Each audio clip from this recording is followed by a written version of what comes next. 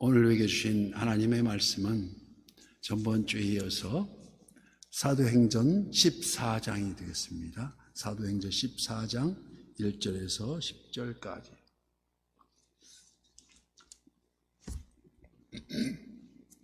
(14장) 1절에서 10절까지 교독하고 마지막 절은 합독합니다. 이에 이고니온에서 두 사도가 함께 유대인의 회당에 들어가 말하니 유대와 헬라의 허다한 무리가 믿더라.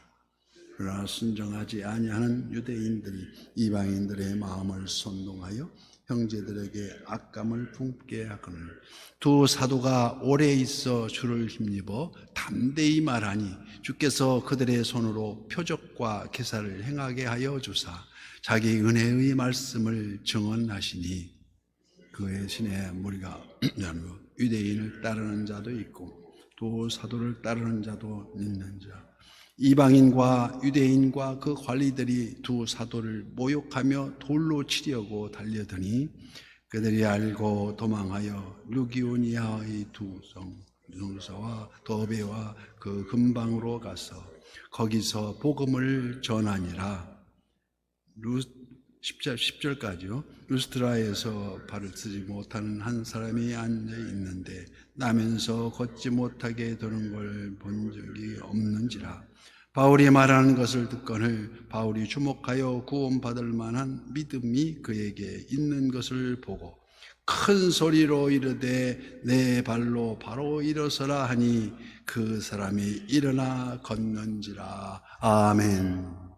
오늘도 실시간 유튜브를 통해서 선한 이웃의 기도의 향연 속에 새벽을 깨우는 우리 성도님들 모두에게 여호와 샬롬 지키시는 하나님의 평강과 오늘도 승리를 이끄시는 하나님의 풍성한 은혜를 축복합니다. 세상에는 헛된 일과 참된 일이 있습니다.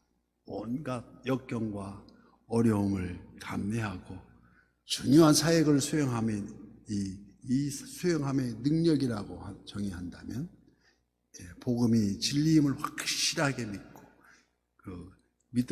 그 복음을 믿는 그리스도인이야말로 위대한 사람이라고 할 수 있습니다. 영국의 위대한 복음 전도자였던 스미스 씨는 집시의 천막에서 태어났습니다. 집시의 천막이란 거리 여인들이 머무는 천막을 집시의 천막이라 합니다. 교육을 거의 받지 못하고 자랐지만 그는 17세부터 복음 전도를 어느 계기를 통해서 시작했습니다. 그래서 87세로 임종할 때까지 70년 동안이나 계속 복음 전도만을 힘써왔습니다. 그러한 그에게 그토록 활기 넘치는 비결을 어떻게 하면 그렇게 복음 전도를 활기차게 할 수 있느냐고 비결을 물어보니까 이렇게 대답합니다. 저는 이때껏 한 번도 복음에 대한 경이로움, 그 놀라움을 잃은 적이 없습니다. 복음의 진리가 비결이라는 말이 아니겠습니까? 오늘 본문은 바울과 바나바가 이고니온에서 복음을 증거하다가 그 살해 음모를 알아차리고 루스트라로 피하는 그 장면을 기술하고 있습니다. 4절 말씀에 그 시내의 무리가 나뉘어 유대인을 따르는 자도 있고 두 사도를 따르는 자도 있는지라.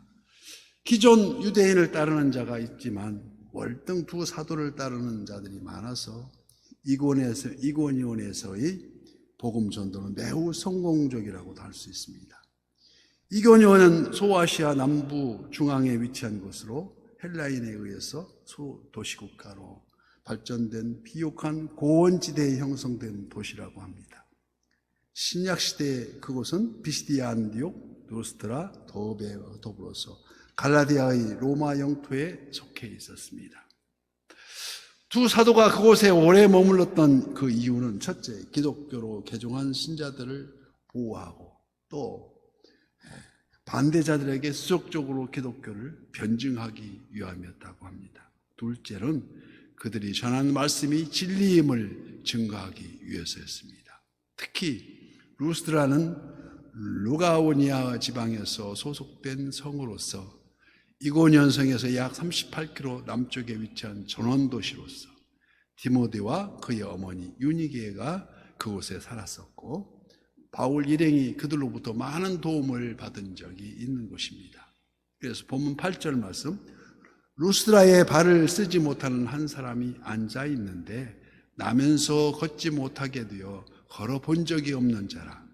바울이 말하는 것을 듣거늘 바울이 주목하여 구원받을 만한 믿음이 그대에게 있는 것을 보고, 복음 전파는 될수록 전파하면 할수록 악한 세력들이 반격도 거세어지고 있습니다. 그러나 바울과 바나바는 포기하지 않고 오히려 그곳에 오랫동안 더 머물며 담대하게 복음을 전했다고 기록하고 있습니다. 그리고 이에 주님께서 성령을 그들의 손으로 이적을 행하게 하십니다. 이적은 선교를 위한 영적 전쟁의 상황에서 더욱 뚜렷이 나타납니다. 그래서 복음의 진실됨을 확증해 주는 역할을 가세하게 해주는 것이 이적입니다. 복음이 선포되는 곳에는 두 부류로 나누고 있습니다. 그래서 복음은 영접하는 자들에게는 구원의 복된 소식이지만 믿기를 거부하는 불신자들에겐 영벌에 처하는 심판의 소식이 되는 것이라고 하는 것입니다. 바울과 바나바는 루스드라에서 안진뱅이를 고쳤습니다. 태어날 때부터 걸어본 적이 없는 장애가 있는 그에게 똑바로 일어서고 뛰어다닐 수 있는 이적이 일어나게 된 것입니다. 이 이적을 가능케 한 것은 그 안전뱅이의 믿음이었다는 것을 오늘 본문에서 말하고 있습니다.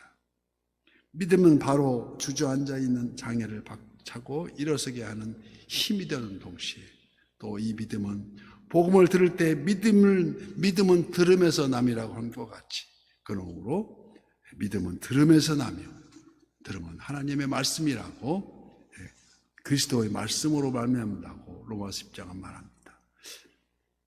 우리가 살펴봤던 12년 동안 혈류병으로 고생하던 이 여인이 길 가시는 예수님의 옷깃만 스쳐도 나으리라는 그 믿음 하나로 그 마음이 주님이 옷깃만 스쳐도 구원을 얻을 수 있다는 그 믿음 때문에 그건 길가에 앉아 구걸하던 또 한 소경이 예수도 일행이 지나가는 소문을 듣고 마치 실성한 사람처럼 누굽니까? 바디메오가 그랬습니다. 실성한 사람처럼 주님의 자비를 외쳤습니다. 이때 그의 믿음이 그를 구원하였노라고 주님께서 말씀하신 적이 있습니다. 즉시 그의 눈이 떠졌습니다. 오늘 본문의 루스드라 안진뱅이도 마찬가지가 아니겠습니까? 바울의 설교를 경청하는 그 모습 속에 구원을 받을 만한 믿음이 있었다는 거 바울은 바라보았습니다. 이에 바울이 일어설 것을 선포합니다. 일어나라고. 그도 즉시 일어나 걸었습니다. 이 믿음은 실체를 창조하시고 현실보다 앞서 있음을 의미합니다. 믿음은 항상 그래서 믿음은 바라는 것의 실상이요 보이지 않는 것들의 증거라는 것을 확증하고 있습니다. 믿음은 진정 먼 미래형이 아니라 이미 이루어진 완료형입니다. 앞으로 또 믿는 대로가 아니라 이미 믿은 대로라는 것입니다. 즉 심은 대로 거두리라는 것입니다. 믿음은 바로 하늘의 통치가 땅의 통치로 이루어지는 것이며 아버지의 뜻이 하늘에서와 같이 땅에서도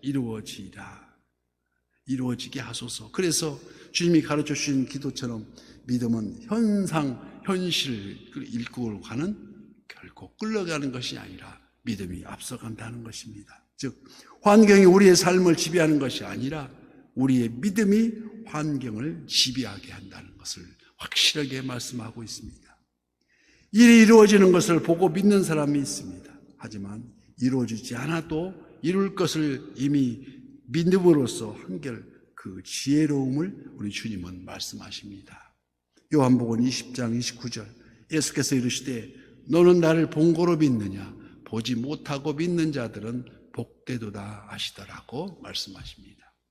믿음은 우리의 고난에서 주님의 고난으로 이양도는 작업이라고도 할 수 있습니다. 그래서 믿음의 조상 아브라함이 믿음으로 행하였을 뿐 또한 사도 바울도 모두 다 하나님이 함께 하심으로 우리에게 요구되는 것은 오직 믿음이라는 것을 우리는 잊지 말아야 합니다. 그런데 어떤 믿음입니까? 오늘 본문 바로 9절 말씀과 같은 믿음입니다. 9절 말씀에 바울이 말하는 것을 듣거늘 바울이 주목하여 구원받을 만한 믿음을 그에게 있는 것을 보고, 바로 구원을 받을 만한 믿음입니다. 이런 말씀과 능력이 함께 역사하는 모습. 그럼 먼저 복음의 말씀을 처음부터 끝까지 집중했습니다.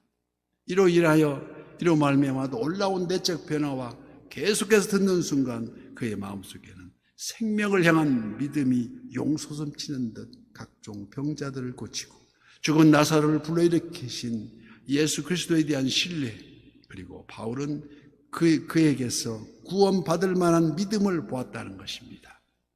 이 순간 바울이 외칩니다. 10절 말씀, 큰 소리로 이르되 내 발로 바로 일어서라 하니 그 사람이 일어나 걷는지라.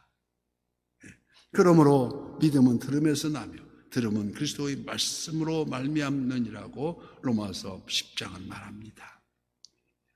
그래서 우리가 그러므로 항상 오늘 또 새벽을 깨우면서 우리가 다시 오실 주님의 재림을 고대하고, 그리고 말씀 속에서 길을 찾고 매일매일 한 걸음 한 걸음 성화되어가는 우리 모두가 되시기를 예수님 이름으로 축복합니다.